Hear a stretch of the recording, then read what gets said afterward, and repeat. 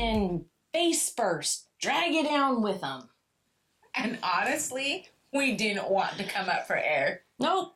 I'm Pixie, and I have a weakness for bullies with dead eyes and dirty intentions.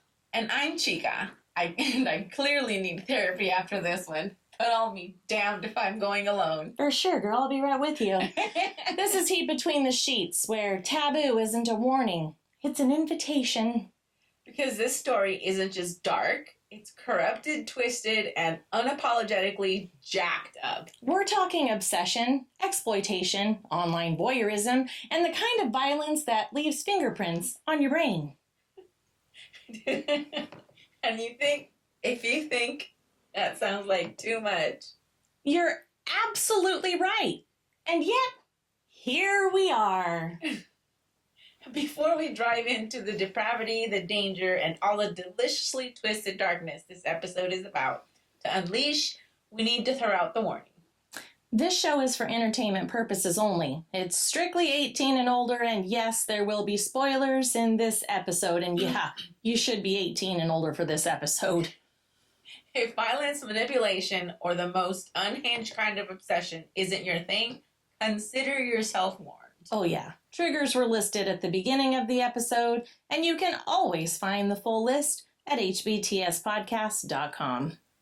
If you can't handle the heat, don't meet the qualifications, or don't want spoilers, this is your one and only chance to step out before it gets truly depraved. Let's do that again. Like that one, I do. Still brave enough to stay in the dark with us? Good. You've been warned. What comes next is not for the faint of heart. Don't forget to like, follow us on social media, subscribe to our channels, and share. No, loves when I sing. Just ask. And as you may or may not know, Chica, I know this is only the second episode you have recorded with me. Yes. Next is our Did You Know? Did you know that live streaming didn't just create influencers and gamers? It also opened the door to some of the darkest corners of the internet. Platforms meant for connection have been exploited by some people who hide behind usernames. Mm-hmm. Shocker. VPNs and the comforting lie of anonymity. Ooh, that was a word. That was a mouthful. When no one can see your face, some people decide morals are optional. Always. Although there's some people who have no morals when they can see your face. The dark web isn't a place. It's a network. One built on encryption and secrecy, where illegal content is trafficked, bought, and shared far away from the nice internet where we post brunch photos and book hauls. And while most people imagine it has some hacker fantasy land, the reality is uglier. Live-streamed abuse, real-time exploitation, and entire communities built around watching harm happen while pretending they're untouchable. Here's the part that should make your skin crawl. Researchers and law enforcement have confirmed that live-streamed exploitation exists because people will pay more for something happening live. Yep. Gross. Sad, but yes. It's not about access. It's about control. Watching in real time gives predators the illusion of power, distance, and safety. They think a screen makes them invisible. Spoiler alert, it does not. And the scary part? A lot of this doesn't happen in shadowy basements. It happens in bedrooms, homes, and places that look completely normal from the outside. Monsters don't wear costumes. They log in. Mm-hmm. Mm-hmm. So when we talk about surveillance, live streams, and being watched, no. Remember this. No. Oh, yeah. Yeah, she has a thing for stalkers. The camera itself isn't evil. It's who's holding it. and who's watching. That turns curiosity into something dangerous. Dun, dun, dun. So with that dark and twisted truth out there, let's hear about today's book, Chica. Oh, goodness. It was a scary one. It was jacked up. It was a scary one. It was, yeah, I like dark, but that one was really dark.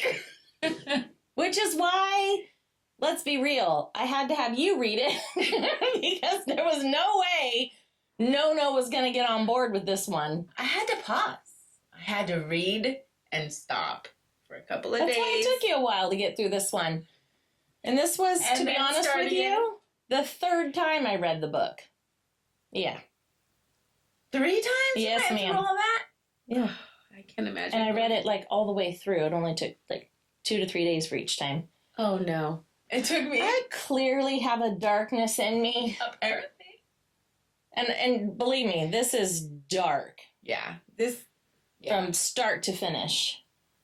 All the way through. All the way through. This is one of the most toxic books I've read. I've read some toxic books, and this one's really toxic.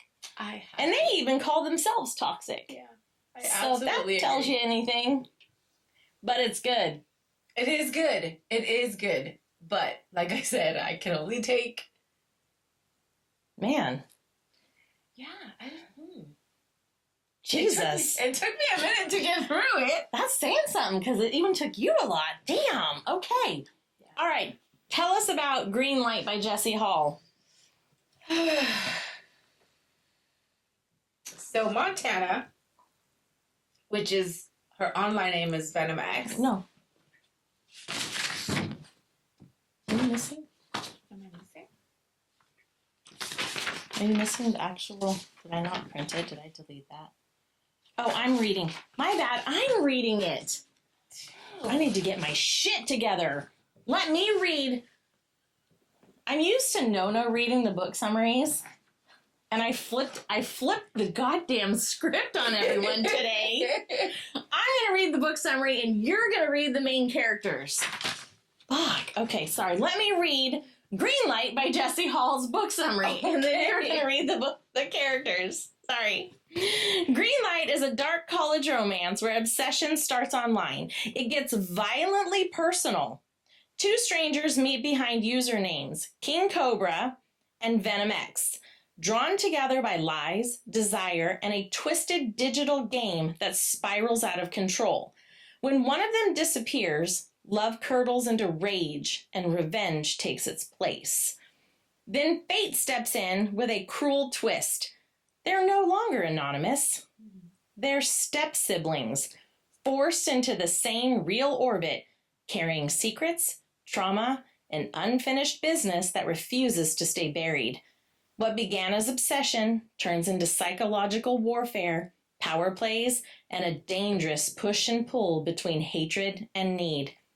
Green Light is raw, unhinged, and unapologetically dark, told in dual POV, featuring an over-the-top morally gray hero, I don't even know if that's the right description, to be honest, who doesn't know the meaning of restraint.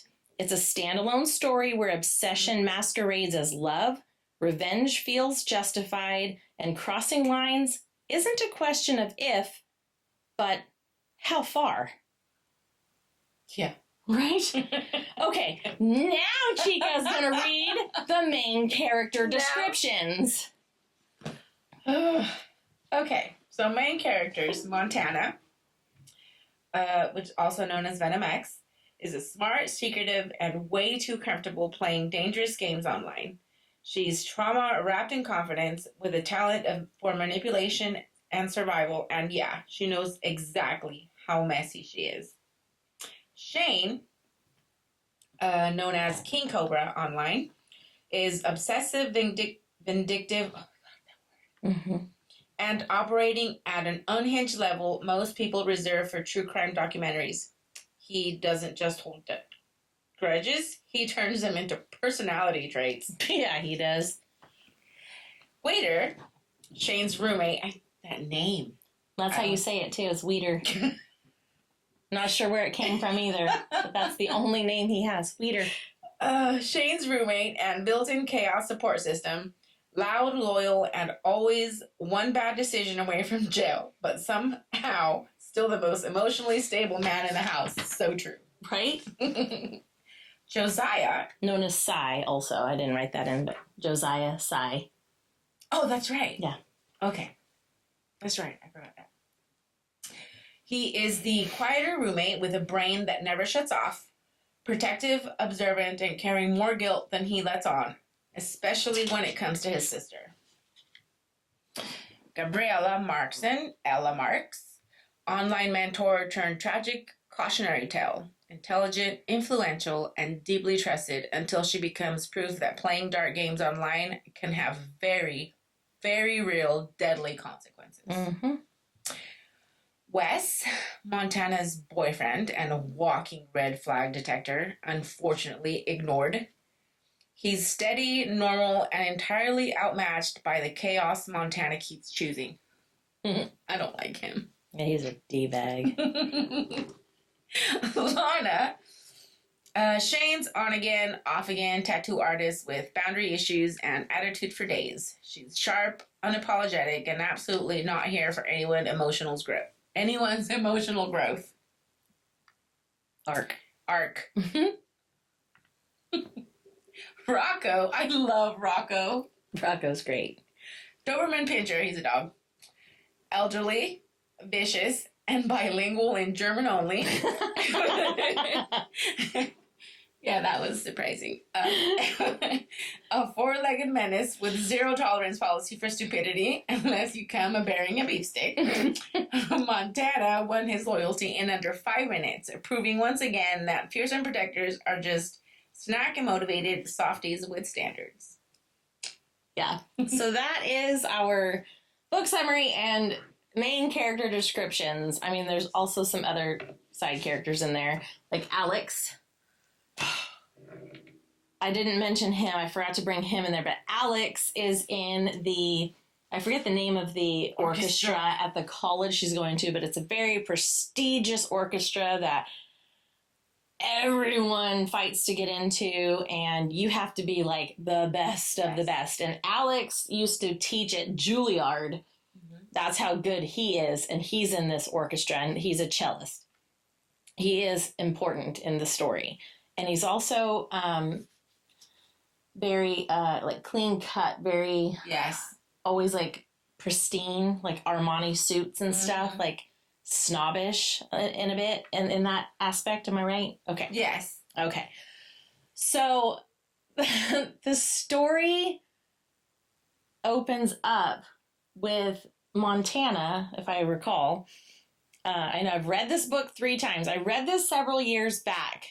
And when I was done, I was like, whoa, what the fuck did I just read?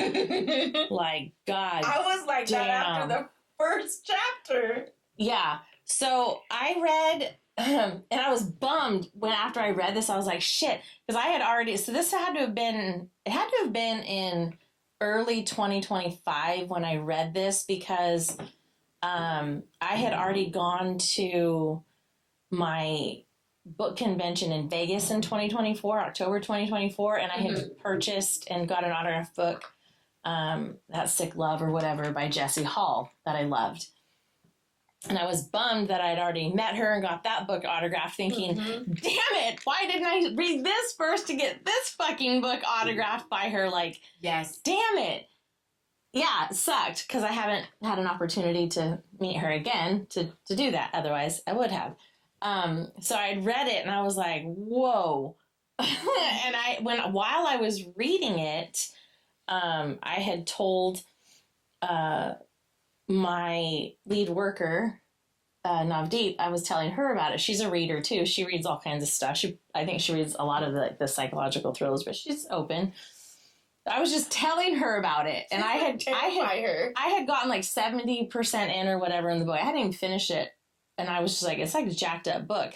So she started reading it. I didn't tell her to read it. I was just telling her about the book, and then she had come in and she was like, that book's really jacked up. And I was like, I know.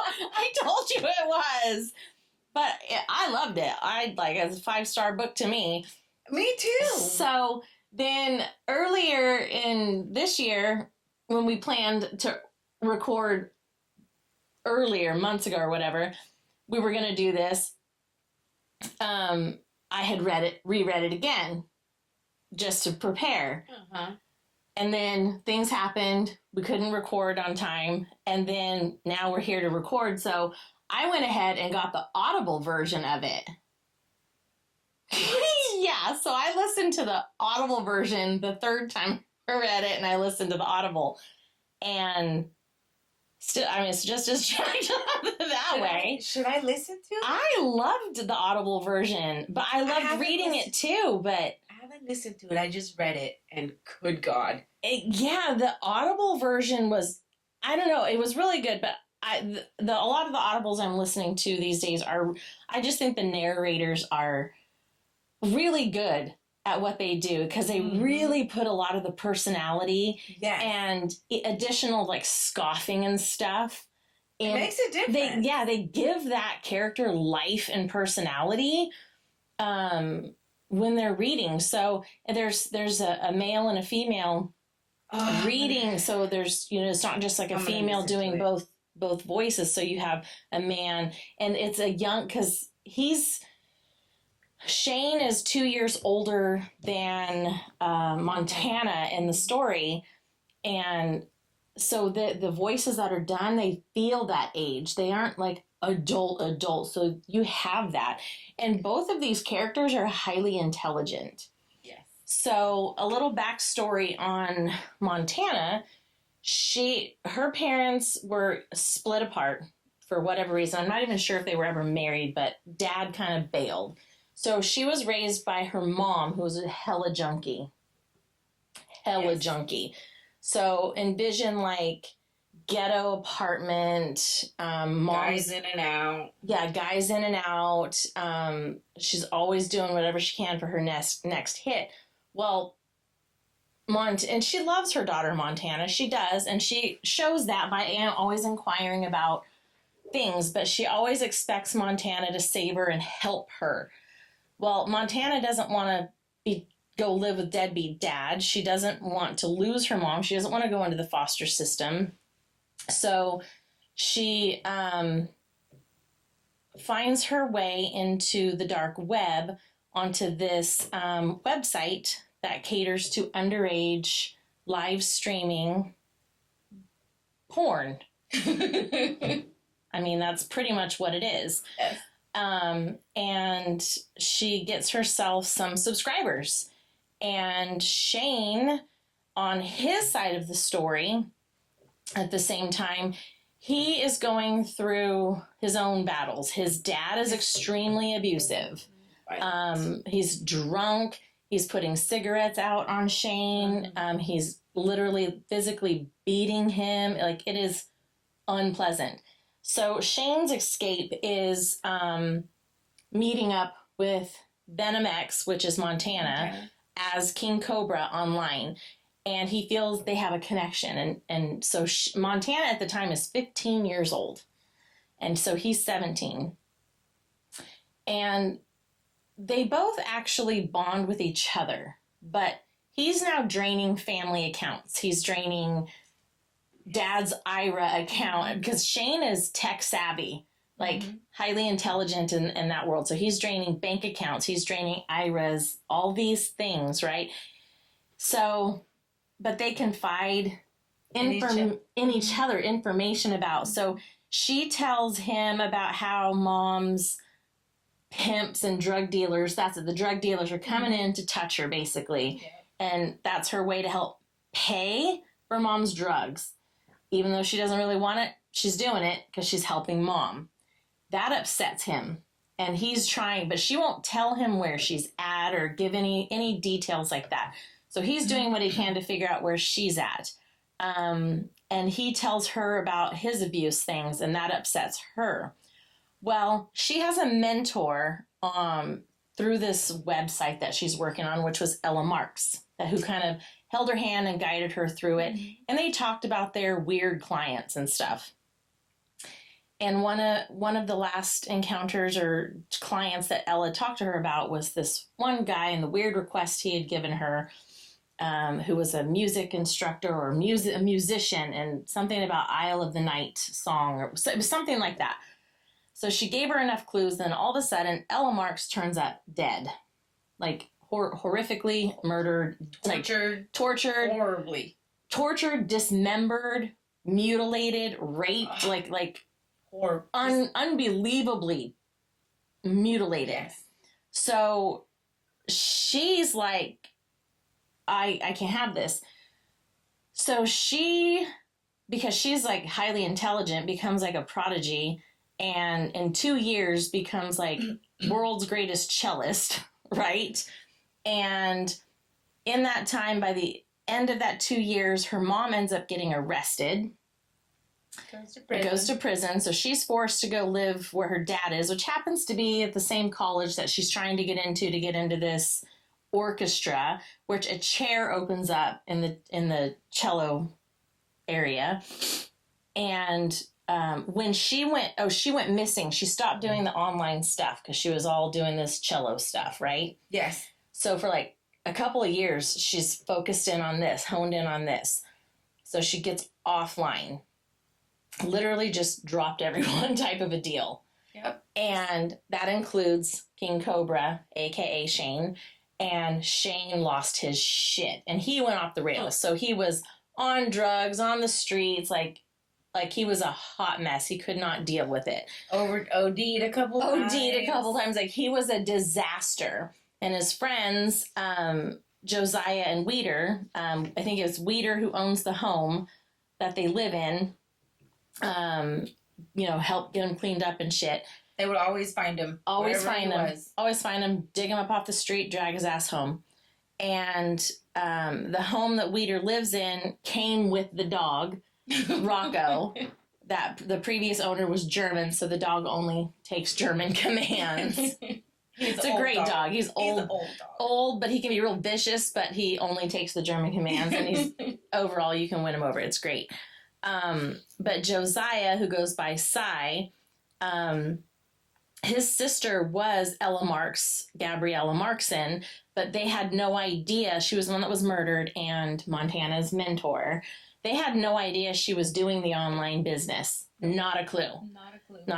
So Josiah is a hot mess because of her murder, and he's bi, and he's messing around with Weeder. Mm-hmm. Weeder's fallen for Josiah. Oh, yes. Hardcore. And Shane is using Lana for free tattoos. And then he just sleeps with her because she wants him. So that's just kind of their dynamic there.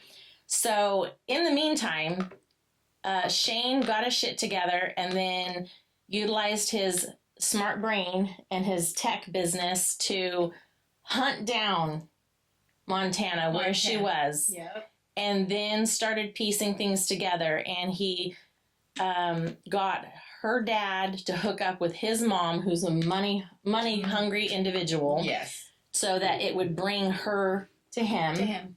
Because ultimately, spoiler alert, down the line we find out that it was Shane who got her mom arrested. So it would force her to leave her mom. And so he was putting all of this into motion. It's crazy. So crazy. And so she ends up moving to her dad.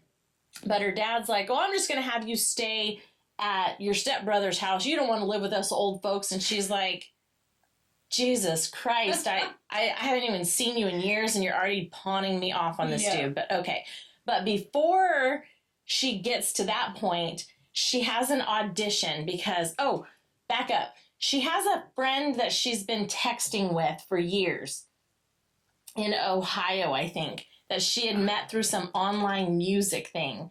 And I can't remember her name. I can't remember her name either, but yes, you're right. I can't remember. It'll come to me, I'm sure, at some point. But she's always texting her. She's never met her, never seen her, whatever. But they always text each other back and forth. Is she like a guy's name, kind of, sort of nickname? It was started with a W. I don't remember. There's many times I read this, but there was so much in this book that it was like, Jesus. But anyway, so she would always be texting with this person. Well, this person, this friend, this female friend of hers, who's a lesbian also, sent her a connection so that she could audition, so she could get into porn because she needed to make money. She needed to continue to make money. But now she's 20 years old, so she can legitimately do it. And so when she gets to this audition, before she meets her dad and her new stepbrother and stuff, she gets there to the audition, and this arrogant prick of a guy walks in who's close to her age, very clean cut, attractive or whatever, and he's just like... Good looking, suit, just nice. Yeah, and he's just like... He's so dismissive of her, and he's like, so, Mariah, is that your name? And she's just like... It's Montana. And she's thinking, fuck, dude, you don't even know who you're talking to? And he's like, sorry, been a long day. And then she's thinking, oh, I guess it's been a long day. I mean, how many chicks you've been auditioning? You fucking all these people. Like, what is happening? And so he's just like, okay. So he's like going through the usual questions that you would think someone would ask, right? In a porn audition, I guess. Like, have you ever done this before? Your age? All of the questions. And then he tells her to like start taking her clothes off, right? And bend over, spread your cheeks. And I'm mortified for her, right? I had to pause, okay? I had to pause on there. I stopped there, and then I started again the following day. Yeah, it was a lot. It was just like, Jesus, because he was so cold about it. It was very clinical, but then he was very almost smarmy about the way he... Yes. Like, was looking her up and down and kind of like, Yeah. Like, kind of one of those things. And you're just like, oh, gross. Like, ew, what is happening? Yeah. And then he tells her basically like, okay, so what is your safe word or whatever? Because he's like, what are you willing to do? And she's like, anything. And then he's like, well, if you've never done this before, you can't say you've done it. I mean, he was so rude. Yeah. And then she's like, horrible. what is your safe word? She's like, red. He's like, original. And it's like, fuck, man, that's harsh. She was not very welcoming to someone you're trying to get on your staff, bro, but okay. And then he's like, you have to say green light. That's where the thing is. You have to say green light so I can start recording, and you're giving me the okay to start recording like you at permission. any like permission, right? And there's a couch that she's on, and he's like, okay. And she's like, I thought this was a solo audition, but I guess we're going right to it, right? So then he's just like, they go at it, and he full on sleeps with her and I think he keeps his face off the camera because he tells her to hold the camera at one point. Yes. Pointing down at their fun parts. And yeah, and he goes in bare. Total, and I'm just like... Freaks her out. And I'm just like... Because she's like, don't you need proof of my test results and stuff? He's kind of like, nah. Go there. And I'm like, go, damn. Okay, so then I think it's either... Yeah, it starts bad. Like later that day when her dad's like, well, I'm just going to have you stay at your stepbrother's house. And when she gets there, the stepbrother comes out and she's just like mortified because the guy she just slept with for the audition is her stepbrother. And she's like, oh, Jesus. Oh, because he introduced himself as Croy. Because his last name is LaCroix, Shane LaCroix. So he just goes by Croy. Everyone knows him as Croy. And she had no idea. And her dad said her brother's name was Shane, so she was going by Shane. And I was like, damn! Oh, this is harsh. And he is fucking mean. He's so mean. Now, like, this is like bullying to the nth degree. Because the shit he pulls is unfucking believable. This is dark taboo romance. Okay, like I read Taboo and I read Dark. This is taking them two and shoving them together. It is obsession. It is stalker, like obviously. Yes. Because the amount of shit he did to get her to him so that he can enact revenge for her leaving him. Right. I'm like, oh, okay. She didn't even mean to like No, abandon him. she wasn't doing anything for him intentionally. She was literally draining anyone's money because she needed the money to save herself. She was only thinking of herself just like anyone else out there. That's just what she was doing, right? And then when she left, it's because she was going after her mentor. She was trying to figure that business out. But he didn't know that, and he was just only thinking again of himself. This definitely was a little bit of psychological romance, or psychological thriller.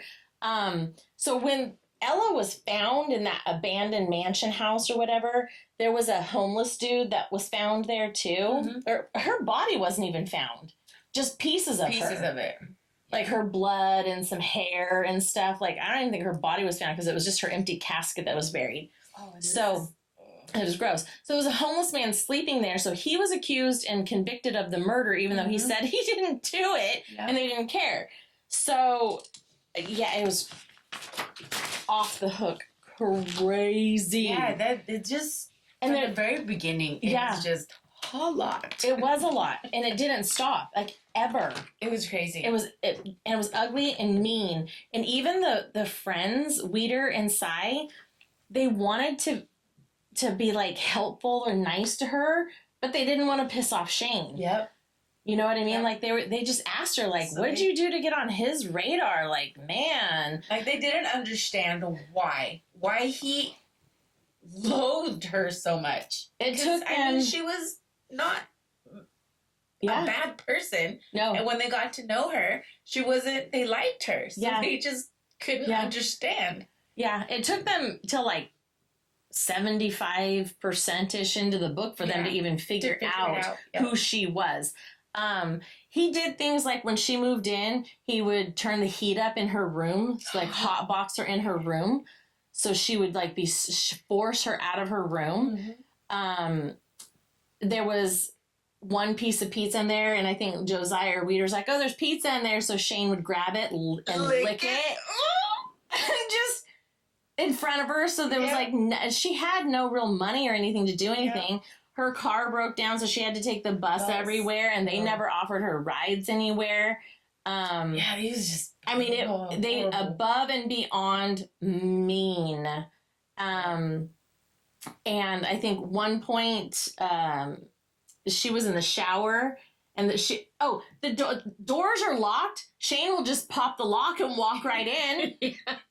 No such thing as locks in that house. No, even in the bathroom. Like, she's in the shower, and she's like, what the fuck are you doing? And he's in there just peeing, and then he... brushing his teeth. Yeah, and then drops all of his clothes and gets in the shower with her, and she's like, what the fuck are you doing? And I'm just like, oh, Jesus Christ, it just doesn't end.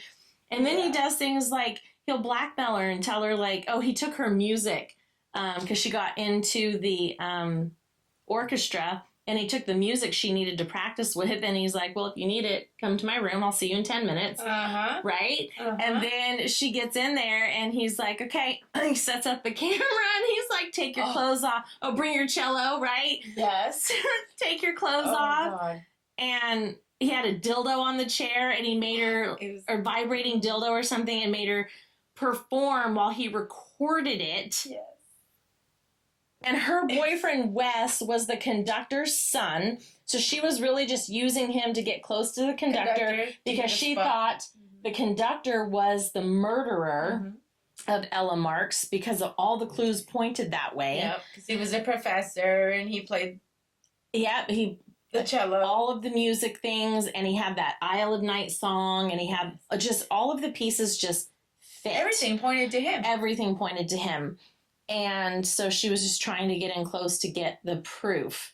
And that was the only reason she was dating Wes. And Wes was a huge piece of crap. He was on the rugby team, and he was just... And he would always... gross. He was cheating on her all the time, even though she was always throwing herself at him, and he's still... And she was a hot piece of ass. So, yeah, crazy, crazy, crazy. So then he records it, and then he's also sneaking into her room. Oh, he's been drugging the bottled water with sedatives. Yes. So she's fucking thirsty, and at night she chugs the water, and she's passed out. And he did it because she had told him what a light sleeper she was because of all the shit she had to endure at her mom's apartment, right? Yep. So he's sedative, so she's passed the fuck out. Then he sneaks into her room and records himself jerking off into her underwear that she's wearing. Oh, God. Right? Yes. And then he uploads all of the, he reactivated her VenomX account on that website, and he's uploading all of this stuff. And he's utilizing the funds coming up from this to pay himself back all the money that she stole from him. Yeah. And I'm just like... And she has no clue. No clue. So she's waking up with these wet underwear thinking that she's having wet dreams at night because she's sleeping so hard. Yeah. And I'm just... mortified for her. And I'm just right. And she's never told anyone that she's hunting the killer of Ella Marks. She doesn't know that it's Cy's sister. She doesn't know that connection. And then, you know, she keeps going to these parties with Wes, and she keeps hanging out with Wes. And then she gets a ride home from Alex. He sits next to her in the orchestra, and that pisses Shane off. Oh, he don't like that at all. Yeah. And so, you know, this Alex guy takes her to a cafe, and he's a married man. He's married.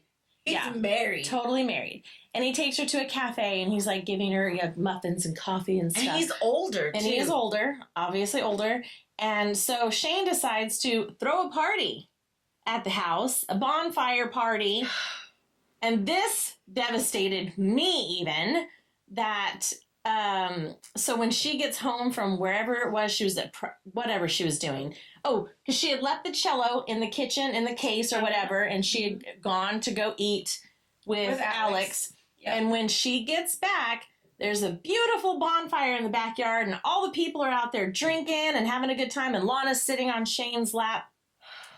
She walks into the kitchen, and the cello isn't there. And this is a expensive, top-of-the-line cello that she busted ass for, and this orchestra she's in will not accept anything less. So she can't afford to get another cello, and it's not like she can afford to replace a, $3,000 cello. Yeah. And get it timely and stuff for this performance that's coming up. She's going to get kicked out because there's, rules in there that she had to sign to get into this orchestra. So she needs to be there to get the proof of the killer. So she goes in her room, changes her clothes because the cello's not in her room either, and she runs in the backyard and she starts yelling, "Where the fuck is it, Shane?"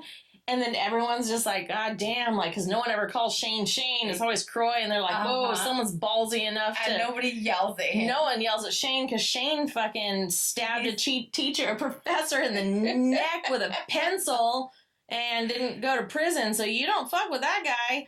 So... everyone's looking back and forth, and then Lana I think it was Lana that looked in the fire pit where you could see the cello burning, and all that's left is a little bit of the neck of it. And she is, had no words. Devastated. She's standing there, and you could just see the anger and the tears welling in her eyes. And then, of course, the thunder and rain start coming down, and everyone scatters, and she is just like...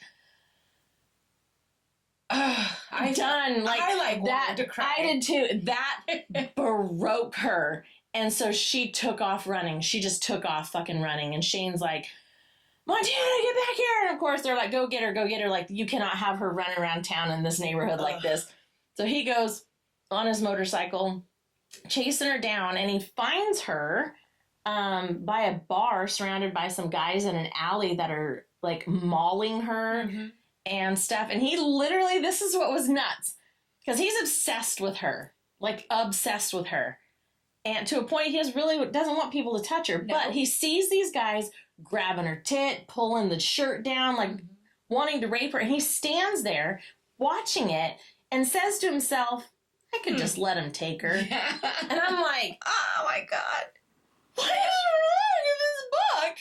Holy shit. Then he decides, oh no, I'll fucking deal with it. So he takes them all out, and then and then she's so upset but thankful that he saved her in the rain.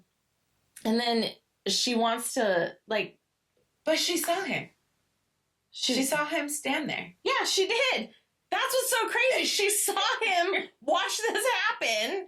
And I'm like, and you're okay with it. And then so she wants to like be thankful to him and touch his face. And he's like, you don't get to see me. So he throws his motorcycle visor down and then forces her to, I think, suck him off. And then he fucks her right there in the alley, helmet on, so she can watch herself in the visor. And I'm like, wow. And then he forces her on the back of the motorcycle. And as they're driving back, they're all lovey-dovey and like bonded together all of a sudden. And I'm just like they're the most fucked up trauma bonded couple ever. Yes, I think and to the point that couple I've ever read. Yeah, they are something else. Like, talk about toxic. Yeah, he forces her to smoke some weed in her room, and after she does it, it's laced with I don't even know what, and she is fucked up, and she just wanted to go practice her cello and get sleep, and she couldn't even do that because she was fucked up on God knows what. Yes. Yeah, I mean, the shit he did to her, it was non-fucking stop all the time. Yep. And at one point, she was at the conductor's house with Wes, and she was texting her fake friend that she thought was her friend, telling her where she was, and she was about to go have sex up in the bathroom, and all of a sudden Shane shows up and shoots the side of the house with a sawed-off shotgun to stop that from happening, because later we find out that fake friend she was texting was always Shane. Yeah. Like, it just never ended. It was insane. Yeah, now I really want to listen to that. Yeah, it was really good on Audible. It was really good. And then there was a scene where she had been screwing Shane constantly, and she's like, yeah, this is who I want. And Shane had told her what a piece of crap Wes was, and he didn't want them touching anymore. So Wes had shown up at the house and threatened the dog. Yes! Threatened the dog. And then not long after that, the dog goes missing. And so they figure out that it was Wes that took the dog. And so they go over to the rugby house where the dog is, and Shane is there in the basement holding the brick. So Wes and Shane are holding guns against each other in the basement. And Weeder. And Weeder. So like everyone's there, guns blazing. And so she gets there and she finds the dog. Alex gives her a ride. Yeah, Alex gives her a ride there. She calls Alex. Alex gives her a ride there. Thank you. And she finds the dog strung up in the backyard, basically by his neck. And they had pulled teeth out with I'm so pissed with the animal abuse that took place there. So she gets, she has a gun too, because she got that out of Shane's room. And so she gets the dog down, and then Wes comes running out because they had broken apart and whatever, and she shoots down at Wes's feet to get him to fuck off. They get the dog into Alex's truck and to the vet. Dog is fine. Everything's good. But that was horrible. That was fucking absolutely heavy, hanging by the neck. Horrible. I mean, it wasn't hanging, but he was just strung up so tight that his feet were barely touching the ground. We don't think he was hanging. But yeah. We don't want to freak out our audience, but yeah, he was they had just to keep him incapacitated so that he wouldn't attack them. It was horrible. And it was all Wes's doing, and anyway, so she has to go perform in the orchestra, and that's when the conductor finds her with her because she picks up a new cello at the it's not music store, and it's low grade, and she's like, I'm gonna get busted. Well, she gets busted, and the Wes knew what had happened, and he had told his dad, and so the conductor was like, okay, I know what happened, but I'm gonna work with you. So don't tell anyone. Don't tell anyone. So this was like a red flag to her. Yeah. It's like, don't tell anyone that we're going to meet after hours in one of the music rooms. So she's like, perfect. I'm going to nail your ass. So she gets there, and he gets in there, and he starts talking to her, and she's thinking, okay, this is it. And he's like, she's like expecting. She's expecting something from him, like he's going to ask for sexual favors or whatever. And he's like, oh, no, sweet girl, I would never do that. That is not me. I'm so sorry that you thought I would never do that with a student. Yeah. All I wanted from you was for you to tell me how Wes is doing. I heard this incident occurred at the rugby house and I'm afraid he's falling into a bad crowd. Mm-hmm. But I can't ask him because it'll just push us further apart. And she's thinking, what the fuck? This is not how it's supposed to go. Yeah. So she's like, I'm not getting involved between the two of you, but he is definitely falling with the wrong crowd and he needs discipline and structure. And left it at that. And she like bailed. And she was like shocked. Yeah, she was like so absolutely sure. She was certain. She was certain. And so she was dumbfounded and she's like, fuck. Now I'm back to square one. Who is it? And she had already made some kind of passing statement to Shane about what she was doing without coming out and saying it. And I don't remember how she found out it was Josiah's sister. It came out somehow in conversation and she pieced it together. Because something about how Shane had talked about Josiah's sister, you know, he has issues because of a trauma with his sister. And then she just started piecing it together. She just figured it out. And then she put the names together. I don't think it was ever like came out and said. And then she had to go practice at the school. So she's at the school and she's practicing. And that's when Alex shows up. With a duffel bag. It's not big enough to house an instrument or anything to fix the instrument. So she's curious. And he proceeds to basically tell her that he knows exactly who she is. Mm-hmm. And that she was he without saying the words, that you're Venom X and you're a fucking whore. And silly you were here thinking the conductor was a killer. Uh-huh. And isn't it convenient that the chair opened up? But no, it's all been staged. It was all set up just for you to come here. Couldn't wait to meet you in person, da-da-da-da-da. And she's thinking, oh my God, it's you. I was absolutely shocked. Yeah, absolutely. I was like, holy shit, didn't see that coming. Well, fuck me. So Alan, she's like, you have a wife. You worked at Juilliard. He's like, yeah, that life was so boring. And I was like, whoa, psycho much. Damn, bro. Damn. Yeah, so the two of them like scuffle like crazy. And the only weapon she has is I think it's like a guitar keychain that she got from Marky. Marky. That's her name. That's the fake friend's name she was texting. Marky had sent to her because they had their music was their connection, how they met on whatever chat room. And that's right, Marky. Yeah. I was close. I said Frankie. Yeah, you were close. And it was a guy's name. And I was thinking it was W, but it was an M. Upside down.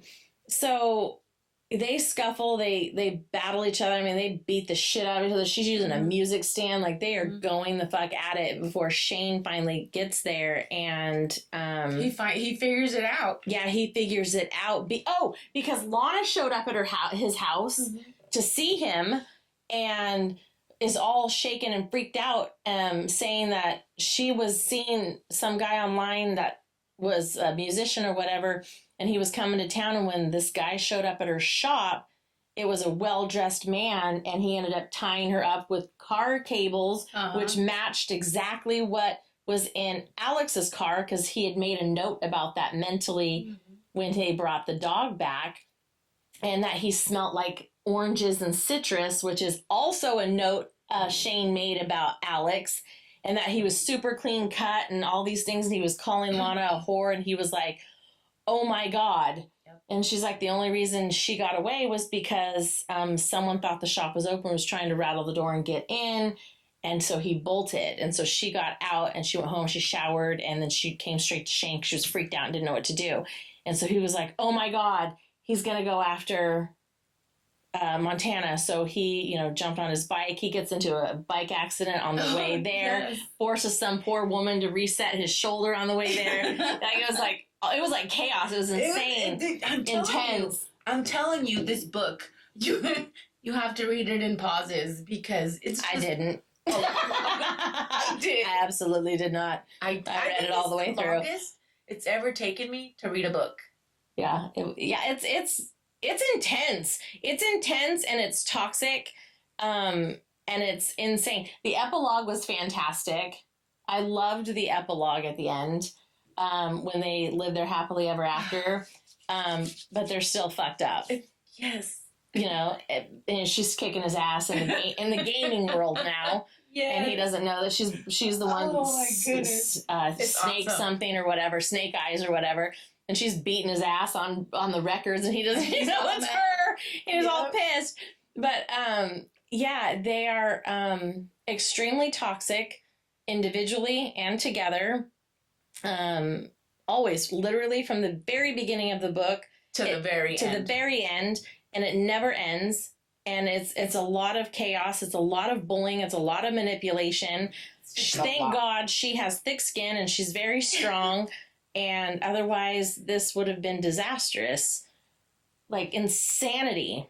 Yeah. Insanity. It was a lot. The whole book was just. It was a lot. It was a lot. If you, this is definitely something that if you are a go by trigger warnings, because this is it. It is absolutely chock full of triggers. Chock freaking full of them. Amazingly written. Yeah. It's it's crazy. So, do you classify this as a dark romance or just a warning disguised as desire? No. No.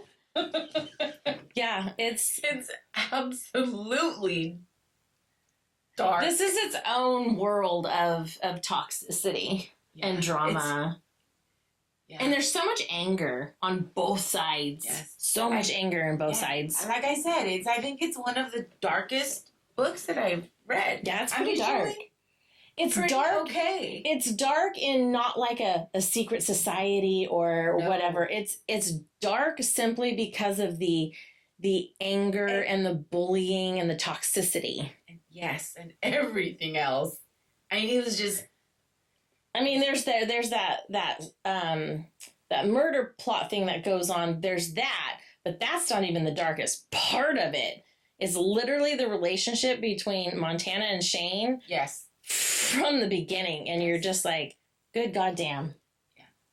Like from page 2. Yeah. Literally right out the gate and does not stop. All the way through. All the way through. It's insane. It is. I know why now. No will not read it. Yeah, it's not designed for No. She would not care for this one. He's not as bad as Javi, though. Oh, I think he's worse than Javi. Really? Yeah. I like Shane more than Javi. Oh, no. And see, I don't have a problem with Javi. I don't even have a problem with Shane, but as far as what they did. Okay. Okay. Their behaviors and who's redeemable. I think Javi is way more redeemable than Shane. You fucking burned her cello! Okay. Like, and then you recorded her in sex acts unknowingly and posted that shit online. No! Okay. There's no coming back from that. Oh, and then the cello that he recorded her naked on the dildo, he sent that to the entire school or the rugby team. The rugby team? I forgot about that. Yeah, and she had to play it off because Wes gets it when she's standing there and he calls her a whore and everything else. And she's like, oh my God, I don't know how that happened. I did that for you. I was trying to spice it up. Clearly, I don't know what I'm doing. And she's like, oh my God, who the hell did he send that to? And he's like, oh, I'm so sorry I said those things to you, babe. we'll get it figured out. And so he gets, I think they end up contacting Weeder to get it taken down. And I'm like, Jesus. Okay, I agree with you then. Yeah. I'm not saying that Javi didn't do some fucked up stuff, but not to this degree. I mean, this dude, yeah, he's fucked up. Yeah. That's some toxic. Yeah. Okay, I agree. I mean, you don't have to, but that is how I feel. Like, oh my God. Her cello. Her cello. Mm-hmm. Her cello. Yeah. And her dignity. I mean, at least, okay, I can say this. At least when he was recording her, he didn't use her face. He didn't put her face there. True. I'm not condoning any of this. But I'm saying, at least He did, yes. kudos for not putting face. her face Yeah. in those porno recordings he was doing without her consent. So I guess when she initially said green light on that very first one, it was a blanket statement to him. Apparently. Like, what? Green light for Did she need to end their audition with red light to end it? Like, were there rules to that? I don't know. Oh, God. Because there were no set. It was he didn't clarify. So crazy. Mm-hmm. Okay, let's wrap up our show with our games. Are you ready? No, I'm never ready for you. You're never ready for what I throw at you. All right, game one is green light or hard no. So I am going to rapid fire. These are just rapid fire judgments on moments, behaviors, or tropes from the book. So you're going to say green light, which means keep going, or hard no, which is stop immediately, jail energy. Okay? I have 10 scenarios, and you're just going to say green light or hard no. So, or red light. That just gave me the chills. You're scary. Okay, so the first one is anonymous messages that turn intimate fast. Is that a green light or a red light? Green light. Yeah, that's a hard no for me. Why? Hell no. Okay. No.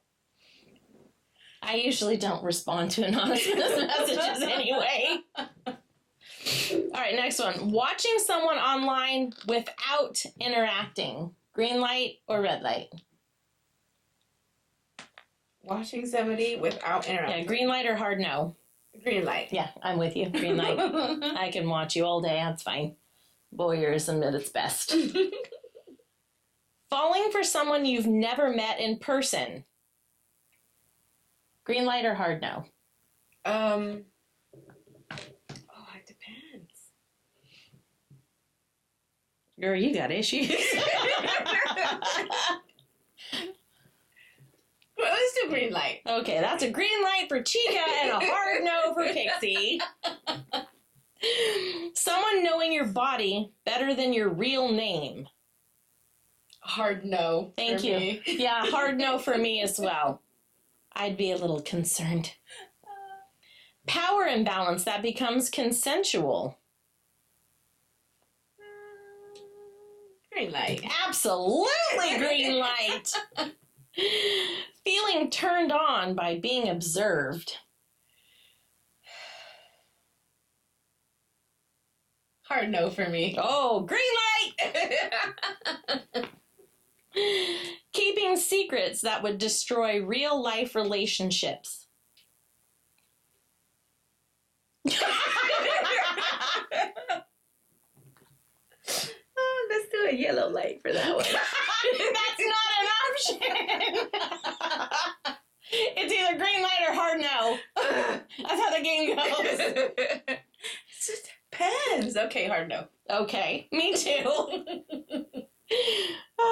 Obsession that feels mutual. Ooh, green light. Yeah, girl. Me too. Green light.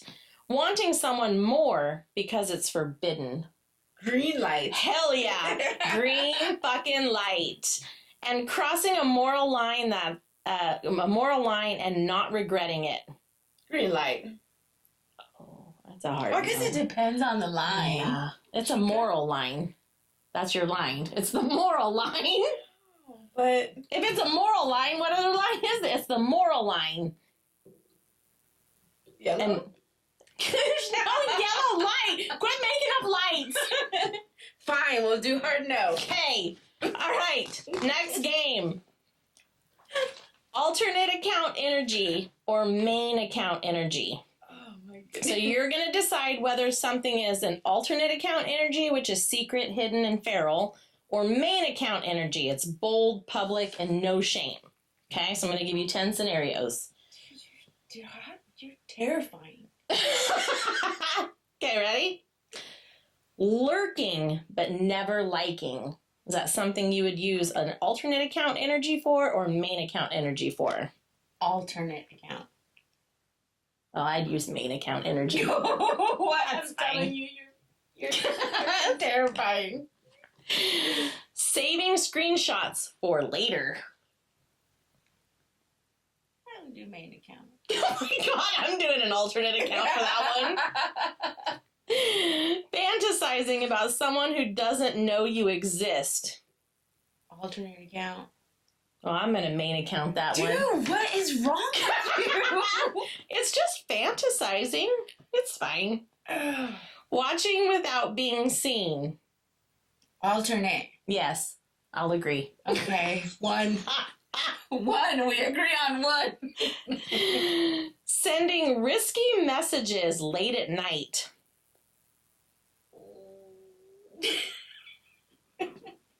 Just humane. Oh my god. And you want to know what's wrong with me? I'm using an alternate account for risky messages. Okay, fine. Alternate. You don't have to change it. Wanting to be anonymous on purpose. Why would you use your main account for I don't know, someone might. alternate account? I'm going to go with alternate as well. Being braver online than in real life.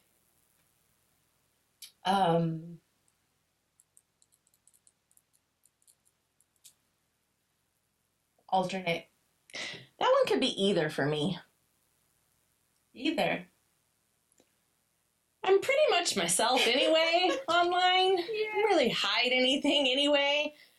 But